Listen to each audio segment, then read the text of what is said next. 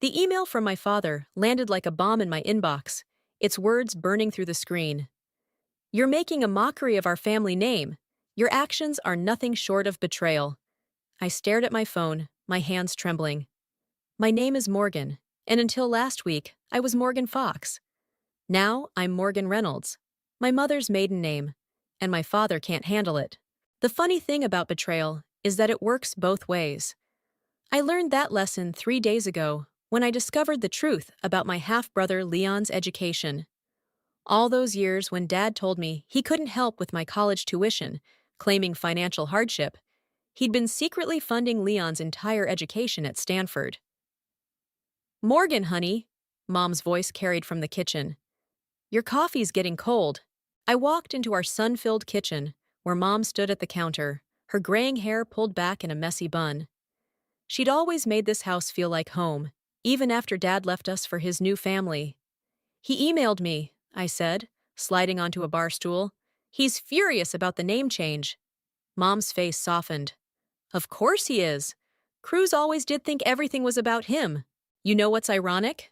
I grabbed my coffee mug, warming my hands around it. He's calling me the traitor when he's the one who... My voice cracked. The doorbell rang, interrupting my brewing rant. Mom went to answer it, and I heard Maeve's familiar voice. My half-sister had become an unexpected ally in all this. Is it true? Maeve burst into the kitchen, her eyes wide. Dad's been losing it all morning, saying you changed your name? I nodded, pulling up the official documentation on my phone. Already done. The wedding invitations will say Morgan Reynolds. Oh my God! Maeve sank onto the stool next to me. I mean, I get it, especially after what you found out about Leon, but Dad's going to explode at the wedding. Let him, I said, surprising myself with how steady my voice was. Abraham supports my decision. He knows everything.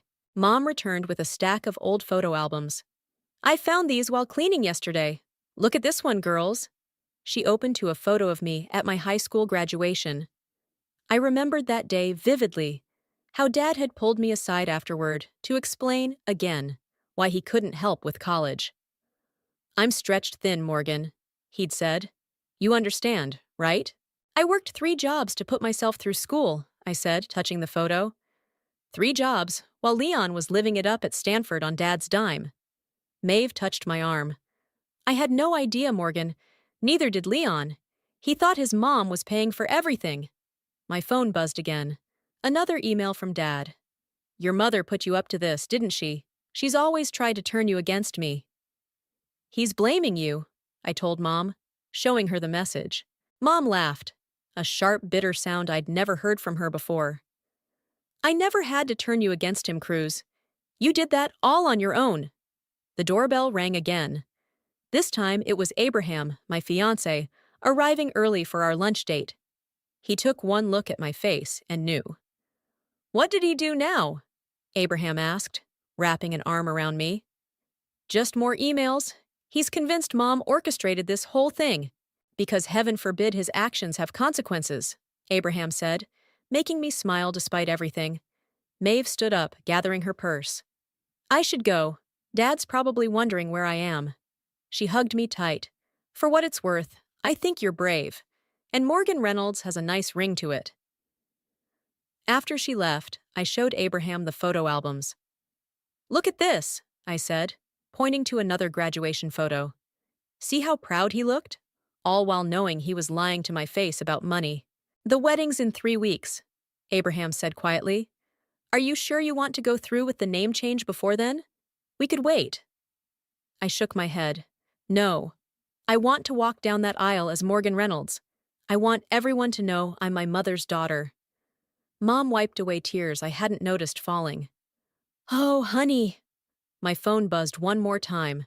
Dad again. This discussion isn't over. We'll talk about this at the wedding. Yes, I said, deleting the email. Yes, we will. I looked at Mom, then at Abraham, feeling stronger with them beside me. The name change wasn't just about getting back at Dad anymore.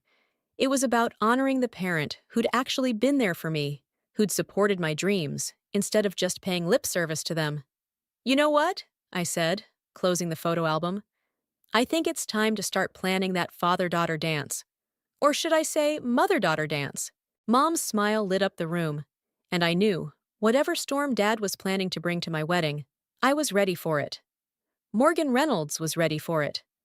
I hadn't planned to confront Dad at his office, but after a week of angry emails and missed calls, I needed answers. The gleaming corporate building where he worked as CFO felt colder than I remembered. Miss Reynolds, his secretary corrected herself with an apologetic smile. Your father's in a meeting, but it's fine, Sandra. I'll wait. I sat in the reception area, watching executives in pressed suits hurry past. 20 minutes later, I heard his voice before I saw him, that familiar authoritative tone carrying down the hallway. Morgan? Dad stopped short when he saw me. What are you doing here? We need to talk. I stood up, keeping my voice steady. About Leon, about Stanford, about all of it. His face hardened. My office, now. Inside his corner office, with its wall of windows overlooking the city, Dad closed the door and turned to face me. This theatrical name change of yours needs to stop. Like you stopped helping me with college? The words burst out before I could stop them. While you were paying every cent of Leon's tuition? That's different. How? How is it different, Dad? Because he's your son and I'm just your daughter? Don't you dare play that card, he snapped. I gave you everything. You gave me excuses. I pulled out my phone, showing him the tuition receipts I'd found. 4 years at Stanford, full tuition, room and board. Meanwhile, I was working at a coffee shop at 5 a.m. before classes, waiting tables at night and delivering packages on weekends. Dad sat heavily in his leather chair. You don't understand the complicated. Then explain it to me. Explain why you lied every time I asked for help. Explain why you watched me struggle while secretly supporting Leon. Your mother, he started. Don't, my voice cracked. Don't you dare blame Mom for this. She remortgaged her house to help me with my last semester. She's the one who showed up to every graduation, every achievement, while you were building your new family. A knock at the door interrupted us. Sandra poked her head in. Mr. Fox, your 2 o'clock is here. Reschedule it, Dad said, not taking his eyes off me. After Sandra left, he leaned forward. Morgan, listen. Leon's situation was different. There were obligations. Obligations? I laughed bitterly. What about your obligations to me? I'm still your father. Are you? Because fathers don't do this, Dad. They don't play favorites with their children's futures. He stood up, pacing behind his desk. This is exactly why I didn't tell you. You're too emotional, too much like your mother. Thank God for that, I cut him off. At least I know who I am. At least I'm honest about it. My phone buzzed. A text from Abraham. Everything okay? Remember, dinner with the florist at 6.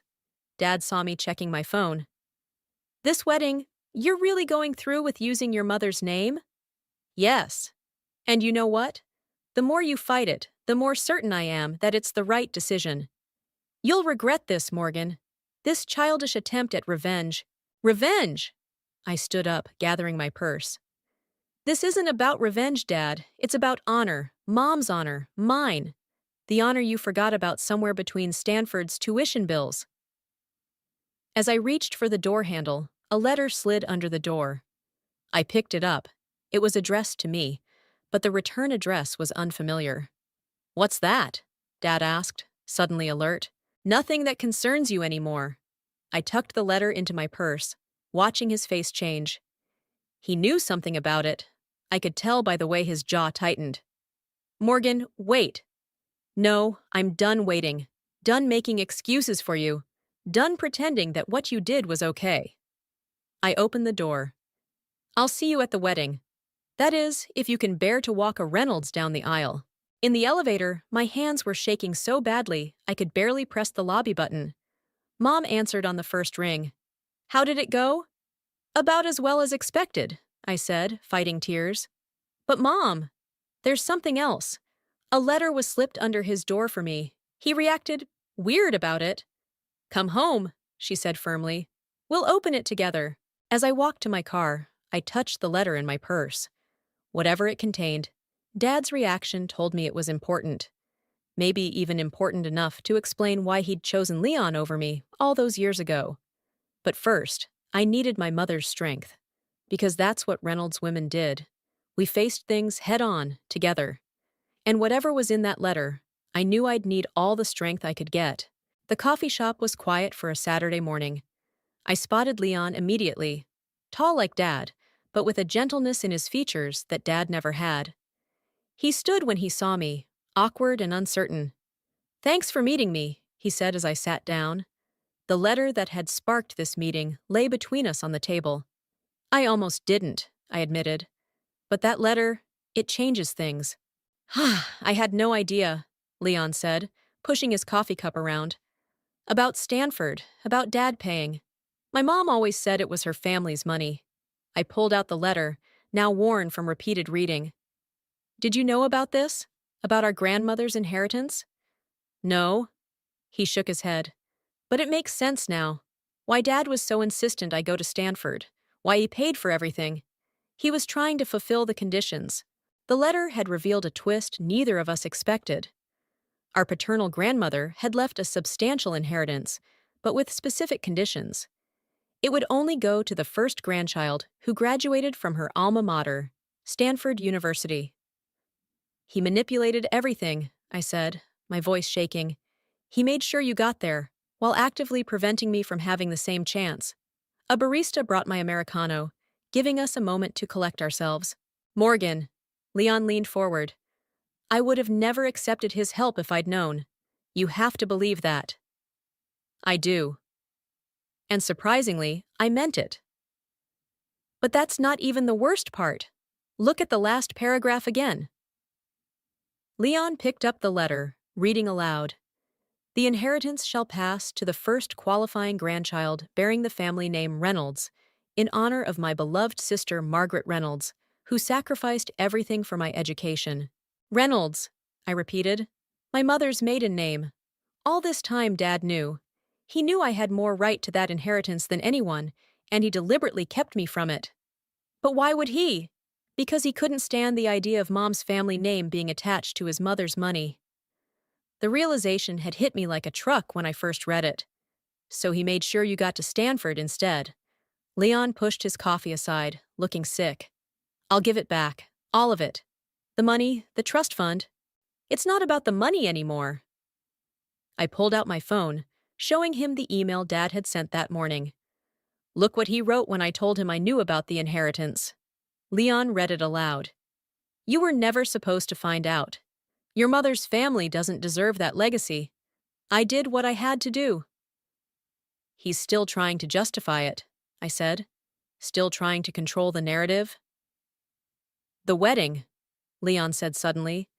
"That's why he's so upset about you changing your name. Because now I qualify for the inheritance anyway." I couldn't help but laugh at the irony. By trying to spite him with Mom's name, I accidentally fulfilled grandmother's conditions. The bell above the coffee shop door chimed, and we both looked up to see Maeve walking in. She'd been texting me nonstop since I told her about the letter. "Sorry I'm late," she said, pulling up a chair. "Dad's been impossible all morning. He knows you two are meeting." "How?" I asked. "He saw Leon's calendar when he stopped by the house. He's not taking it well." Leon rubbed his face. "This is such a mess. Morgan, what can I do?" "Come to my wedding," I said. "Both of you, stand with me, not him. Show him that his games didn't work. They didn't turn us against each other." "Of course we'll be there," Maeve said immediately. "Won't we, Leon?" Leon nodded. "Yes. And I'll do you one better. I'll announce at the reception that I'm transferring the inheritance to you. It's rightfully yours anyway." "You don't have to." "I want to." He reached across the table, taking my hand. "Let me fix what Dad broke." My phone buzzed. Another email from Dad. "Whatever they're telling you, don't believe them. Come home. We can sort this out as Foxes, not Reynolds." I showed the email to Leon and Maeve. "He still doesn't get it, does he?" "No," Maeve said softly. He really doesn't. The wedding's in 2 weeks, I said, standing up. Dad's going to try something. I can feel it. Then we'll be ready, Leon said, standing with me. All of us, together. As I hugged them goodbye, I felt something shift inside me. The anger was still there, but it was different now. Cleaner, more purposeful. Dad had tried to pit us against each other, but he'd only succeeded in bringing us closer together. Walking to my car, I typed out a reply to Dad's email. You're right about one thing. We will sort this out, at the wedding. All of us, Reynolds and Foxes alike. I hit send before I could second-guess myself. The time for hiding truths was over. In 2 weeks, everything would come to light, whether Dad was ready or not. The flowers look perfect, I said, adjusting a centerpiece on the sample table. The wedding venue's grand ballroom was coming together, each detail carefully chosen to honor both my past and future. Morgan! Maeve rushed in, still wearing her work clothes. You need to hear this. She pulled me away from the florist and into a quiet corner. I was at Dad's house picking up some old photos, and I overheard him on the phone. What did he say? He was talking to his lawyer. Something about making a statement at the ceremony and protecting the family legacy. Morgan, he's planning something big. My stomach dropped. Did you hear anything specific? No, but... Maeve was interrupted by Abraham's arrival. Hey, beautiful, he said, kissing my cheek before noticing our serious expressions. What's wrong? Before I could answer, my phone rang. Mom's ringtone. Hey, Mom, can I call you back? I'm at the venue with... Morgan, listen to me. Mom's voice was urgent. Your father just left my house. He came here demanding to see your grandmother's letter. What? Why would he? He said he's filing an injunction to stop the inheritance transfer. He's claiming Leon was coerced. Abraham wrapped an arm around me as I swayed slightly. That's ridiculous, I said. Leon made that decision himself. There's more, Mom continued. He threatened to read a prepared statement at the wedding, exposing what he calls my manipulation of the situation. Maeve, who could hear both sides of the conversation, grabbed my free hand. He can't do this. It's your wedding day. Watch me, a deep voice said from the ballroom entrance. Dad stood there, looking immaculate in his business suit, a manila envelope in his hand. I'll call you back, Mom. I ended the call, squaring my shoulders. What are you doing here? Delivering this. He held up the envelope. A copy of my speech for your wedding. I thought you might want to reconsider your choices before I'm forced to read it. Abraham stepped forward. You're not forcing anything at our wedding. Stay out of this, Dad snapped. This is family business. I am family, Abraham said firmly. Or I will be in 10 days, and I won't let you ruin this for Morgan.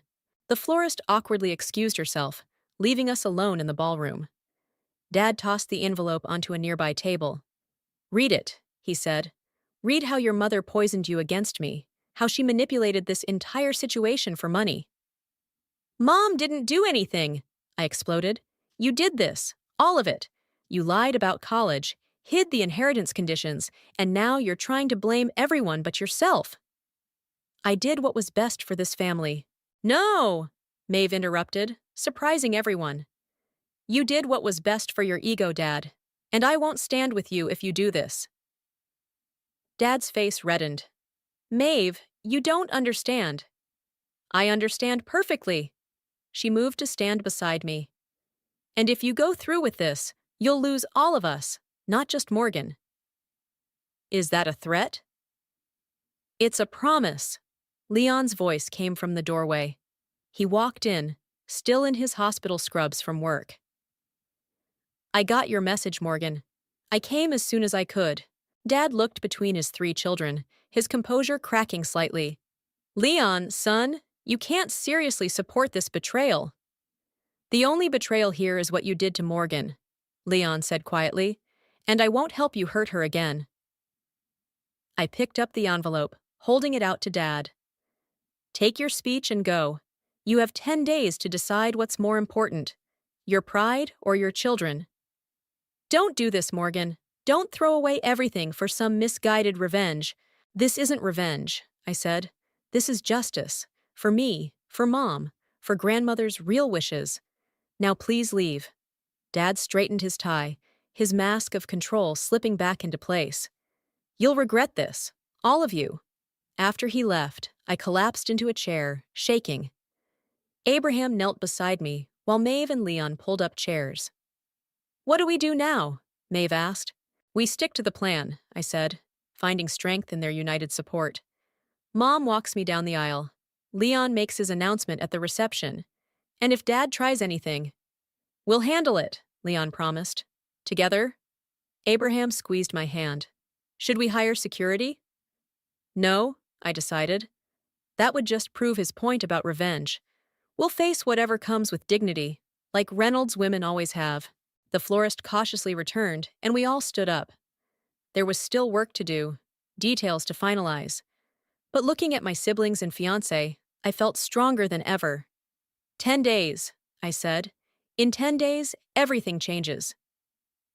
For the better, Maeve added, hugging me tight. And despite everything, I believed her. Because sometimes the family you choose, or who choose you, is stronger than the family you're born into. The rehearsal dinner buzzed with nervous energy. I stood at the entrance of the restaurant's private room, greeting guests while scanning for Dad. He hadn't responded to any messages about whether he'd attend.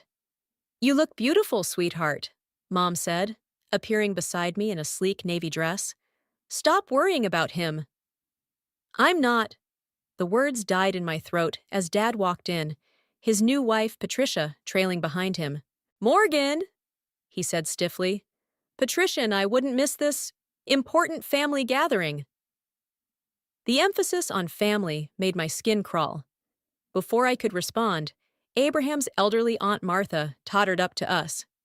Oh, Morgan, dear, congratulations on the inheritance. Your grandmother would be so proud to see her legacy continuing through the Reynolds name. Dad's face turned purple. Patricia tugged at his sleeve, whispering something, but he shrugged her off. Actually, he said loudly, there seems to be some confusion about that inheritance. The room quieted. I felt Mom's hand on my back, steadying me. Dad? Leon appeared suddenly. This isn't the time. When is the time, son? When you give away your rightful inheritance because of their manipulation? Abraham stepped forward. Sir, I respect that you're Morgan's father, but if you can't be civil. Civil? Dad laughed harshly. Like how civilly they've orchestrated this whole charade. The only charade, Mom's voice cut through the tension, was you pretending to be a fair father to all your children. Maeve appeared with glasses of champagne, deliberately positioning herself between Dad and me. Who's ready for a toast? Excellent idea, Dad said, taking a glass. I'd like to say a few words about family loyalty. Actually, Leon interrupted, clinking his glass. As the best man, I believe that's my job. The guests turned toward Leon, who stood tall and confident. When Morgan asked me to be her best man, I was surprised. We weren't always close. Circumstances and choices made by others kept us apart. But standing here now, I'm honored to call her my sister, to call her a Reynolds. Dad set his glass down with a sharp crack. Leon, think carefully about what you're doing. I have, Dad, for weeks. Leon turned to address the room, which is why I'm announcing now, officially, that I'm transferring grandmother's inheritance to its rightful recipient, Morgan Reynolds. Gasps and murmurs filled the room. Patricia pulled at Dad's arm again, but he shook her off. This is ridiculous, he sputtered. You can't. Actually, he can, a new voice said. Everyone turned to see an older man in an expensive suit standing in the doorway. As the executor of your mother's estate, I can confirm that Leon's decision is both legal and binding.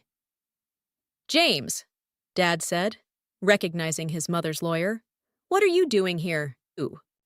Ensuring your mother's wishes are properly honored, James replied, walking over to me.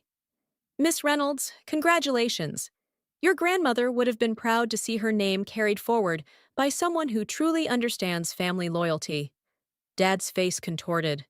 This isn't over. I won't let you. Let me? I stepped forward, my voice steady. You lost the right to let me do anything when you chose deception over honesty, favoritism over fairness. Morgan. No, Dad. You've said enough. Tomorrow is my wedding day.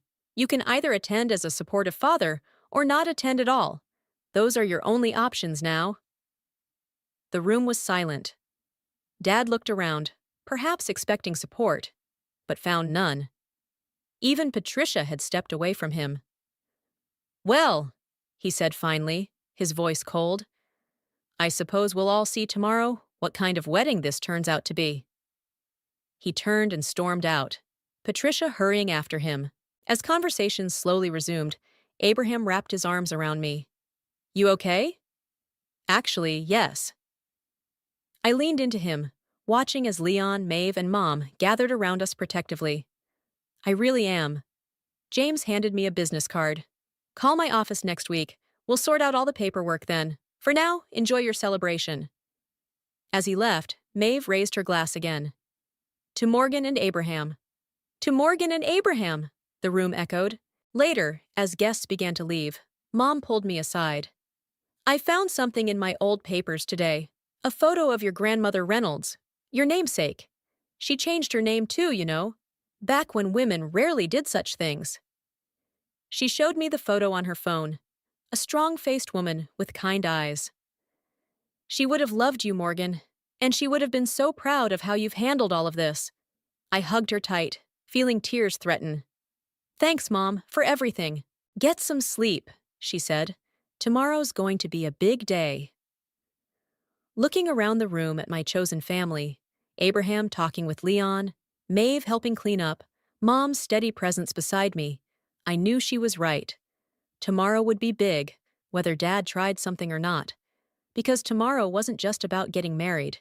It was about claiming my identity, my inheritance, and my future, all on my own terms. The morning of my wedding dawned bright and clear. I sat at my childhood bedroom vanity while the makeup artist worked, watching Mom flip through a worn leather journal. Mom? I caught her expression in the mirror.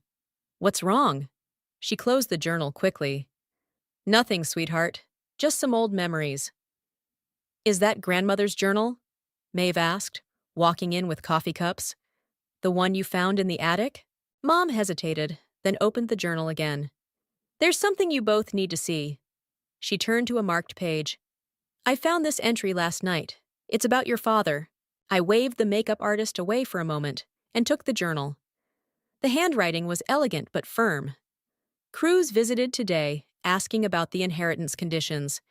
He seemed particularly concerned about Monica's family name being included. I fear he may try to manipulate the situation to his advantage. I should have been more explicit in my wishes. When was this written? I asked, my hands shaking. 3 months before she died, Mom said quietly. Before you were even born. He knew, Maeve whispered. He knew all along, from the very beginning. A knock at the door interrupted us. Leon poked his head in. Everything okay? Abraham's asking. Look at this. I thrust the journal at him. Leon read quickly, his face darkening. That son of a... He planned this, all of it, from the moment you were born. Has anyone heard from him this morning? Maeve asked. Patricia called, Leon said. They're coming. She said he's been in his study all night, working on something. The speech, I said, turning back to the mirror. He's really going to do it. Let him try, Mom said firmly. We have the truth now. His words can't hurt us anymore. The makeup artist resumed her work while we fell into tense silence. Another knock came. This time it was Abraham. No peeking, Maeve called out. I'm not looking.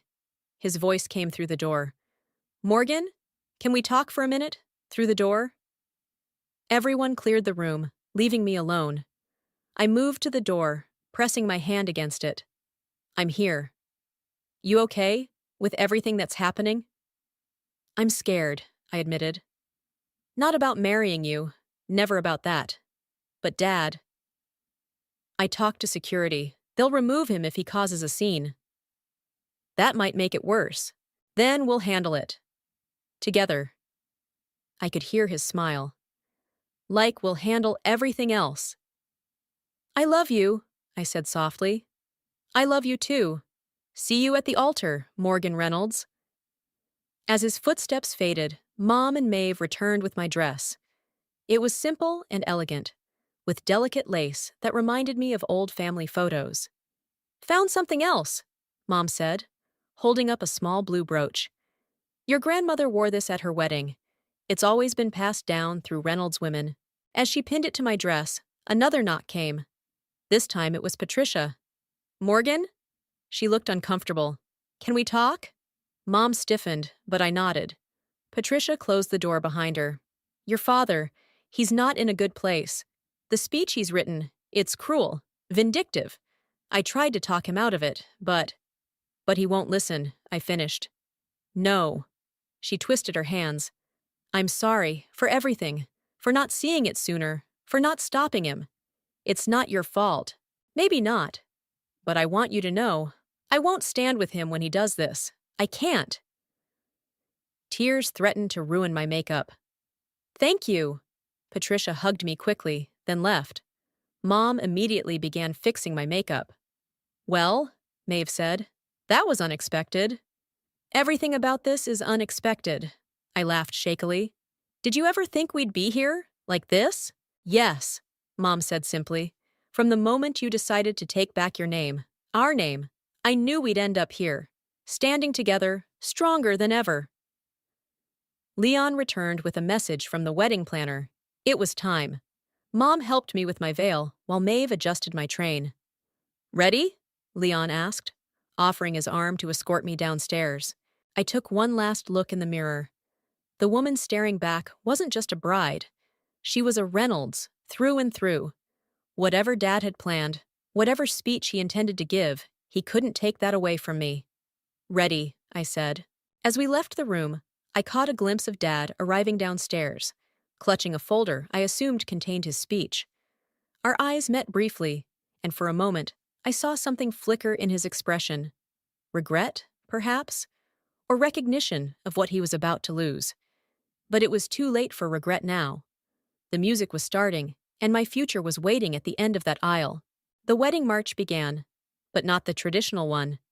Instead, the string quartet played my grandmother Reynolds' favorite song, a detail I'd discovered in her journal. Mom took my arm, and we stood at the back of the church. Last chance to elope, she whispered, making me laugh. As we started down the aisle, I saw Dad shift in his front row seat, that folder clutched in his hands. But my eyes were drawn to Abraham, standing at the altar with the biggest smile I'd ever seen. Leon stood beside him as best man, while Maeve waited on my side. Halfway down the aisle, Dad stood up.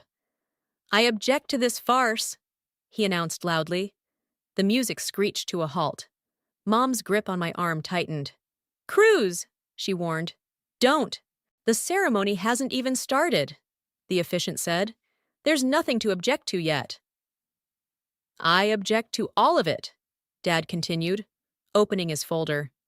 To this manipulation, this theft of inheritance, this mockery of our family name. Abraham started down the steps, but I shook my head slightly. This was my battle. Morgan, Dad turned to face me. I've prepared a statement explaining exactly how your mother orchestrated this entire situation. No, I said clearly, my voice carrying through the church. You don't get to rewrite history today. I have proof. We have proof too, I cut him off. Grandmother's journal, we found it. The folder trembled in his hands. What? She wrote about you, Dad. About how you came to her, worried about Mom's family name being in the inheritance conditions. How you planned to manipulate everything from the start. Murmurs rippled through the guests. Patricia stood up from beside Dad's empty seat and walked to the back of the church. You don't understand, Dad's voice cracked. I was protecting our legacy. By lying to your daughter? Leon stepped forward. By making her work 3 jobs while I got a free ride? By hiding her birthright? Mom added. The Reynolds name she should have been proud of from the beginning? Dad looked around the church, perhaps finally realizing how alone he stood. I did what I thought was right. No, I said, letting go of Mom's arm and walking toward him. You did what was easy, what fed your ego, and now you're trying to ruin my wedding day because you can't stand that your plan failed. Morgan, I'm not finished. I took the folder from his hands. You have two choices right now, Dad. Sit down and be part of this wedding, or leave. But you will not read this speech. You will not hurt this family anymore. The church was silent.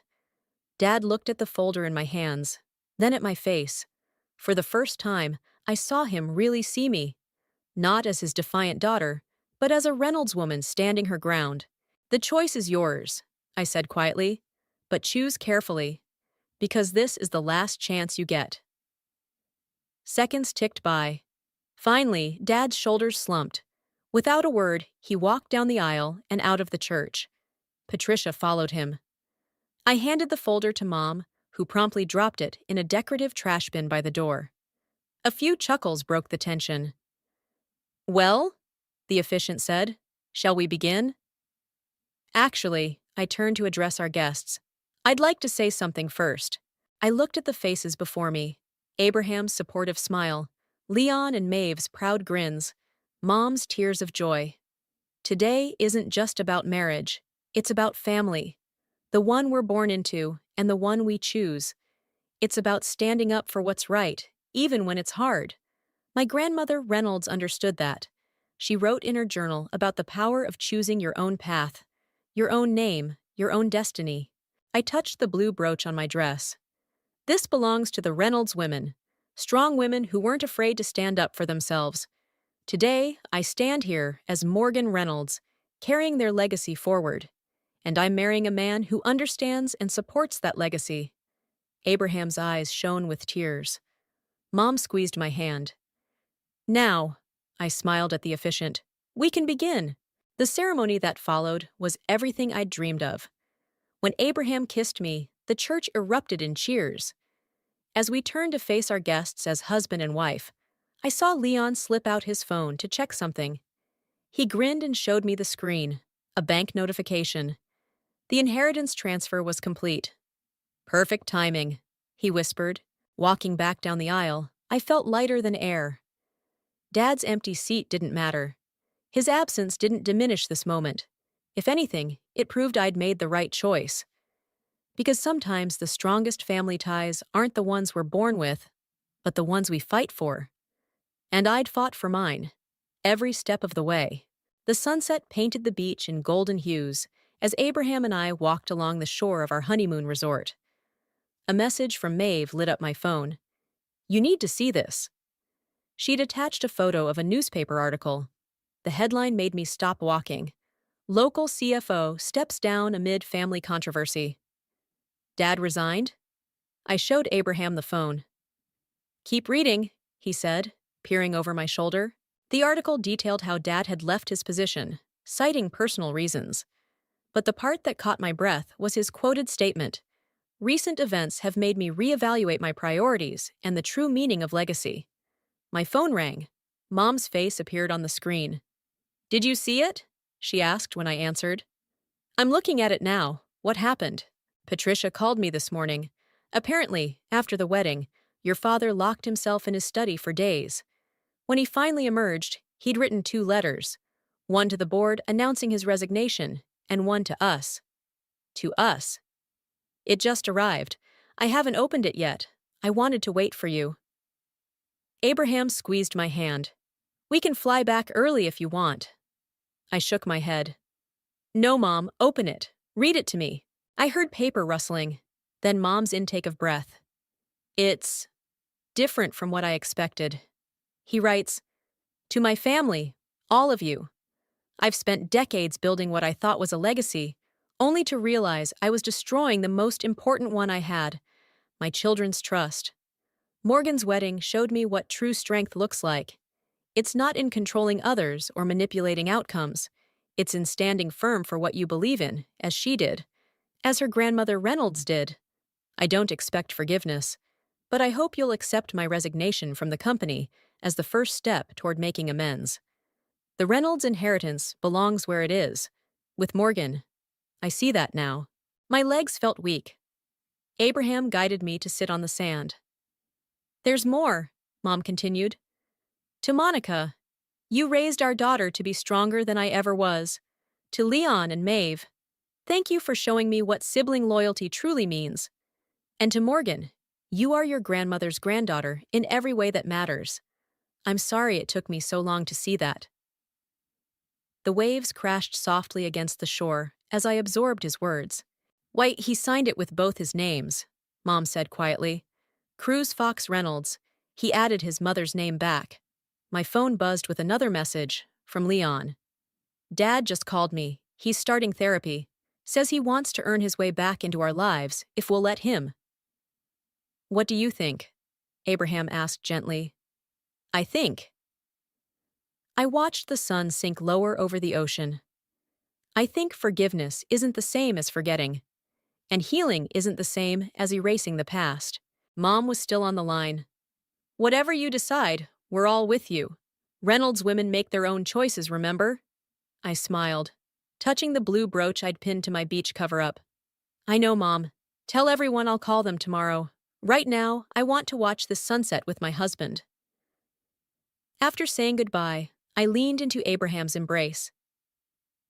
Did I ever tell you what else was in Grandmother's journal? What? She wrote about love, about how the strongest marriages are built on trust and understanding, about how her husband supported her decision to keep her name, even back then when it was scandalous. Smart woman, Abraham grinned. Must run in the family. She also wrote about forgiveness. Not the easy kind that comes with a simple sorry, but the hard kind. The kind that takes work and time and proof.